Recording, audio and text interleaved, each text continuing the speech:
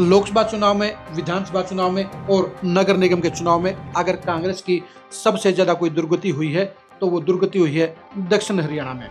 Faridabad parliament में कांग्रेस आज की तारीख में बेहद कमजोर हो चुकी है। जो कांग्रेस 6 महीने पहले यानी विधानसभा चुनाव से पहले दक्षिण हरियाणा में बेहद मजबूत पोजीशन में थी और फरीदाबाद पार्लियामेंट के 9 में से 6 या 7 हलकों में चुनाव जीती नजर आ रही थी, आज वहीं पर कांग्रेस सबसे बुरे हालात में है। कांग्रेस बदहाली की शिकार है। नमस्कार, मैं हूं कुलदीप शुरान। आज खरी न्यूज में हम चर्चा करेंगे दक्षिण हरियाणा में कांग्रेस की पॉलिटिक्स की, दक्षिण हरियाणा में कांग्रेस के हालात की और दक्षिण हरियाणा के कांग्रेस नेताओं की पोजीशन की।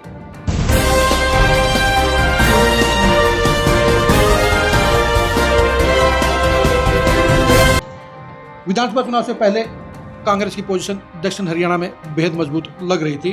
बेशक से लोकसभा चुनाव में कांग्रेस की बड़ी हार हुई थी, लेकिन इसके बावजूद विधानसभा चुनाव में ये लग रहा था कि कांग्रेस फरीदाबाद पार्लियामेंट में 6 से 7 विधानसभा सीटों पर जीतने का काम करेगी, क्योंकि जहां पर उदयभान की पोजीशन होडल में मजबूत थी, मोहम्मद इसराइल पहले से ही हथीन में मजबूत लग रहे थे, शारदा राठौर बल्लभगढ़ में जीतने की पोजीशन में नजर आ रही थी, ललित नागर के गांव में बेहतर पोजीशन में बहुत मजबूत लग रहे थे, नीरज शर्मा एनआईटी में मजबूती के साथ ताल ठोक रहे थे और करण सिंह दलाल पलवल में जीतने की पोजीशन में नजर आ रहे थे।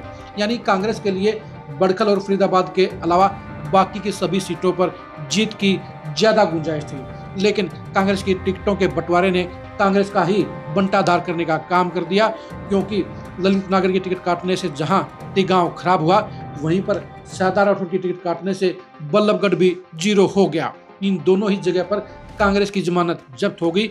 अगर इन दोनों ही चेहरों को यानी ललित नागर को तिगांव से और शारदा राठौर को बल्लभगढ़ से टिकट मिलती तो उस पोजीशन में पूरे फरीदाबाद और पलवल जिलों के अंदर कांग्रेस का माहौल टनाटन बन रहा था और ये लग रहा था कि कांग्रेस इस बार यहाँ बीजेपी को पछाड़ने का काम करेगी। लेकिन कांग्रेस ने आत्मघाती गलती करते हुए ललित नागर और शारदा राठौर के टिकट काट दिए, जिसके चलते ये दोनों ही हलके एकदम से खराब हो गए और इन 2 हलकों का असर नेगेटिव तौर पर, सीधे तौर पर बाकी के हलकों पर पड़ा और यही वजह रही कि उदयभान भी चुनाव हार गए, करण सिंह दलाल भी चुनाव हार गए और नीरज शर्मा भी बड़ी हार के शिकार हो गए।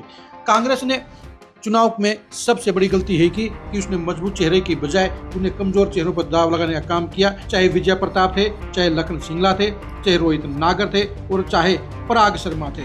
ये चारों के चारों चेहरे ऐसे थे जिनमें से किसी के भी जीत की गुंजाइश पहले दिन से नहीं थी। यानी कांग्रेस ने बढ़ते हुए माहौल को, जीत के माहौल को खुद खराब करने का काम किया और यह वजह रही कि विधानसभा चुनाव के बाद में नगर निगम के चुनाव में कांग्रेस की और भी ज्यादा दुर्गति हो गई और वो ऐतिहासिक तौर पर मेयर का चुनाव हार गई।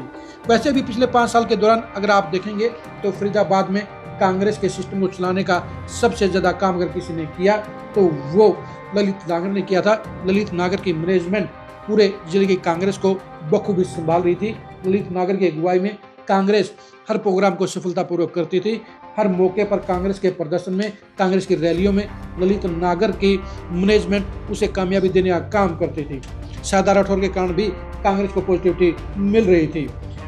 जब पूर्व मंत्री हर्ष कुमार कांग्रेस में शामिल हुए तो उसके बाद ये लग रहा था कि होडल और हथीन दोनों में कांग्रेस आसानी से जीत जाएगी, लेकिन उदयभान ने बड़ी गलती करते हुए हर्ष कुमार को साइड लाइन कर दिया, उनकी इज्जत नहीं की, उनको इग्नोर करने का काम किया, जिसके चलते उदयभान खुद का चुनाव हार गए।